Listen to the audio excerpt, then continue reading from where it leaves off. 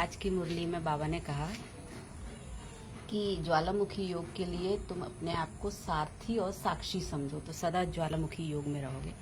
तो सारथी, इससे चिंतन चला कि ये रथ है वो शरीर है। जैसे कि महाभारत में जब युद्ध हुआ तो वो जो रथ था उसमें श्री कृष्ण जो है वो सारथी है ना, और अर्जुन ज्ञान सुन रहे हैं, श्री कृष्ण के मुख से जो ज्ञान निकल रहा है।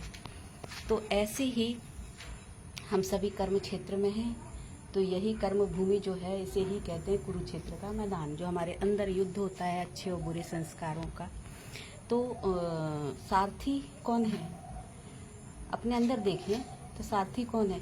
ये रथ जो है, शरीर जो है वो रथ है ना, और उसमें बुद्धि जो है वो सारथी है ना, और मन जो है वो अर्जुन है जो ज्ञान सुन रहा है।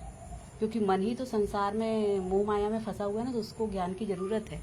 तो कृष्ण के मुख से ज्ञान सुन रहे हैं अर्जुन, तो ऐसे ही बुद्धि से ये ज्ञान सुन रहा है मन, है ना।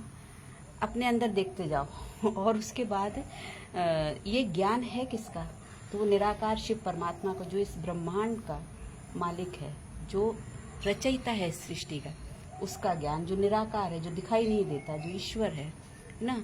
तो वो है साक्षी। वो ये सब देख रहा है कि मन और बुद्धि कैसे वाद विवाद कर रही है ना, किसी टॉपिक पे बातचीत कर रही मन और बुद्धि, अपना माने अर्जुन और श्री कृष्ण। तो साक्षी कौन है, वो शिव निराकार, माने वो आत्मा जो परमात्मा जैसी है, लेकिन वो मन के वश में आ गई, इसलिए वो साधारण मनुष्य बन गई, लेकिन है वो परमात्मा जैसी। तो जब आप ज्ञान स्वरूप बनते हो तो वो निराकार स्टेज में जब पहुंचते हो, तो जैसे कि बाबा बोलते हैं ना, बाप समझना, परमात्मा के जैसा बन जाना स्वरूप, निराकार, इस सृष्टि, इस सारी मन के प्रपंच से ऊपर उठ जाना। तो सारथी और साक्षी ये है। अब दृष्टा कौन है, जैसे बोलते हैं ना साक्षी दृष्टा, तो दृष्टा कौन है, बुद्धि।